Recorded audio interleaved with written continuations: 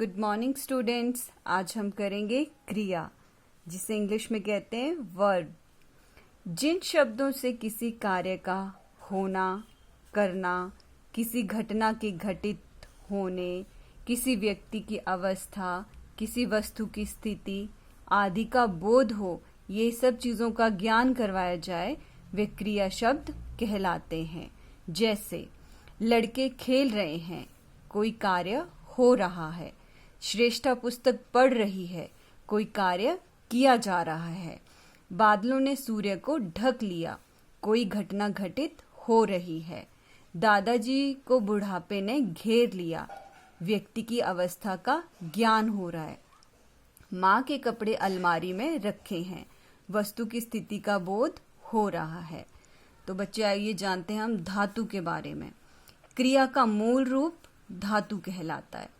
इस मूल रूप में ना जोड़कर क्रिया का सामान्य रूप बनाया जाता है। जैसे मूल रूप है धातु का लिख प्लस ना, लिखना। पढ़ प्लस ना, पढ़ना। कर प्लस ना, करना।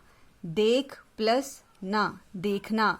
हंस प्लस ना, हंसना। तो ये धातु का मूल रूप है और जिसमें ना प्रत्यय जोड़कर सामान्य रूप प्रदान किया गया है। क्रिया के भेद।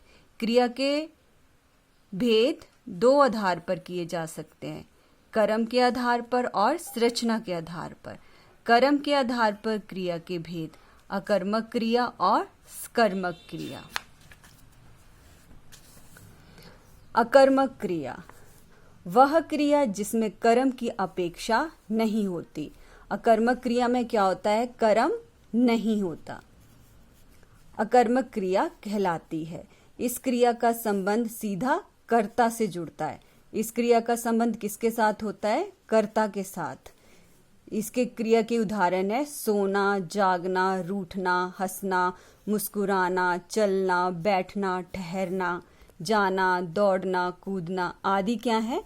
अकर्मक क्रियाएं कहलाती हैं। जैसे बच्ची रो रही है, प्रियंका मुस्कुरा रही है, पीटी उषा दौड़ती है, दादाजी टहल रहे हैं। अकर्मक वाक्यों में क्रिया से पहले क्या लगाकर प्रश्न कीजिए।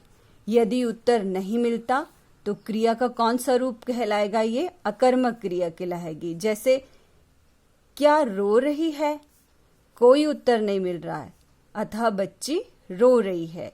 ये वाक्य अकर्मक क्रिया है। तो बच्चों आपको समझ आ गया अकर्मक क्रिया किसे कहते हैं? जिसमें कोई भी कर्म नहीं होता। तो आइए जानिए सकर्मक क्रिया। वह क्रिया जिसके कर्म की जरूरत या अपेक्षा रहती है। अकर्मक क्रिया में क्या होता है? कर्म होता है, अकर्मक क्रिया कहलाती है। इस क्रिया का संबंध सीधा कर्म से होता है, इसका फल भी कर्म पर ही पड़ता है। जैसे लिखना, पढ़ना, खाना, पीना, गाना, देखना, देना, देखना, धोना, काटना, सिलना, करना, सुनना आदि क्रियाओं को कर्म की आवश्यकता होती है। ये क्रियाएं कर्म के साथ आकर पूर्ण सकर्मक क्रियाएं बनाती हैं। जैसे सेठ भिखारी को कंबल देता है, नानी जी दूरदर्शन देख रही हैं, माली पानी दे रहा है, माँ ने सब्जी खरीदी। सकर्मक वाक्यों की पहचान के लिए क्रिया से पहले क्या लगाकर प्रश्न कीजिए। उत्तर प्राप्त होने पर सकर्मक क्रिया ही होगी। सेठ भिखारी को क्या देता है? कंबल। माँ ने क्या खरीदा? सब्जी। सकर्मक क्रिया पुनः एक कर्मक और दुकर्मक में बांटी जाती है। सकर्मक क्रिया के आगे कितने भाग हैं? दो, एक कर्मक और दुकर्मक। जिस सकर्मक क्रिया में एक कर्म होता है उसे एक कर्मक क्रिया कहते हैं। जैसे नरेंद्र पत्र लिखता है, नेहा पुस्तक पढ़ती है। ये एक कर्मक क्रिया के उदाहरण है। जिस सकर्मक क्रिया में दो कर्म होते हैं वह दुकर्मक क्रिया कहलाती है। जैसे सुनिधि ने श्रोताओं को सुंदर गीत सुनाया। तो ये कौन सी क्रिया है? दुकर्मक क्रिया। राहुल बहन को पढ़ाता है। अब बच्चों जानते हैं संरचना के आधार पर क्रिया के कितने भेद हैं। इस आधार पर क्रिया के 5 भेद हैं। सामान्य क्रिया, संयुक्त क्रिया, नाम धातु क्रिया, प्रेरणार्थक क्रिया और पूर्वकालीन क्रिया। आइए जानें सामान्य क्रिया के बारे में। जब वाक्य में एक ही क्रिया का प्रयोग होता है उसे सामान्य क्रिया कहते हैं। जब वाक्य में एक ही क्रिया का प्रयोग हो उसे सामान्य क्रिया कहते हैं। जैसे उसने लिखा, बच्चा रोया, वह स्कूल गया, तुम खाना खाओ। ये कौन सी है? सामान्य क्रिया। अब जानते हैं संयुक्त क्रिया। 2 या 2 से अधिक धातु के मेल से बनी क्रियाओं को संयुक्त क्रिया कहते हैं।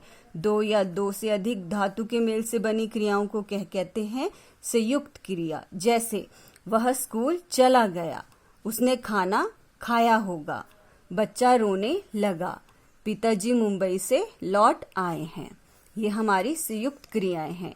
नाम धातु क्रिया संज्ञा, सर्वनाम, विशेषण और अव्यय शब्दों में प्रत्यय लगाकर जो क्रिया शब्द बनते हैं उन्हें नाम धातु क्रियाएं कहते हैं। जैसे संज्ञा है हाथ, नाम धातु क्रिया है हथियाना। जैसे फिल्म फिल्माना, बात बतियाना, लज्जा लज्जाना, लालच ललचाना, शर्म शर्माना। अब बच्चे हम जानते हैं प्रेरणार्थक क्रिया।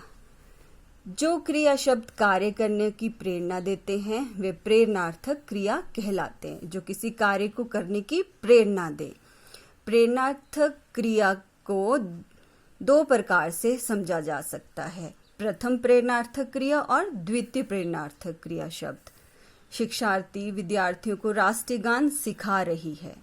प्रधानाचार्य ने शिक्षिका से विद्यार्थियों को राष्ट्रीय गान सिखवाया।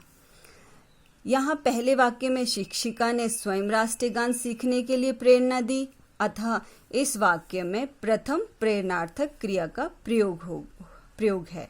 पुनः दूसरे वाक्य में प्रधानाचार्य ने शिक्षिका को प्रेरणा दी कि वह विद्यार्थियों को राष्ट्रीय गान सिखाएं, अतः इस वाक्य में द्वितीय प्रेरणार्थक क्रिया का प्रयोग है। जिस क्रिया में हम किसी और से कोई कार्य करवाते हैं तो उसको हम प्रेरणार्थक क्रिया कहते हैं। प्रथम एवं द्वितीय प्रेरणार्थक क्रियाओं के रूप: उठना उठवाना, काटना कटवाना, बुलाना बुलावाना, कराना करवाना, चलाना चलवाना। तो ये हमारे प्रेरणार्थक क्रिया के उदाहरण हैं। पूर्वकालीन क्रिया: मुख्य क्रिया से पहले होने वाली क्रिया पूर्वकालीन क्रिया कहलाती है। जैसे खाना, पीकर, सोनकर, नाचकर, सोकर, नाचकर, हंसकर आदि। देवेंद्र खाना खाकर सो गया। यहाँ खाकर पहले होने वाली क्रिया है जबकि सो गया मुख्य क्रिया है। तो बच्चों आज हमने जाना क्रिया किसे कहते हैं और क्रिया धातु के बारे में, क्रिया के भेदों के बारे में, क्रिया के अकर्मक सकर्मक रूप के बारे में, संरचना के आधार पर सामान्य क्रिया, संयुक्त क्रिया, नाम धातु क्रिया और प्रेरणार्थक क्रिया और पूर्वकालीन क्रियाओं के बारे में जाना, जो आपको समझ आ गया होगा। धन्यवाद।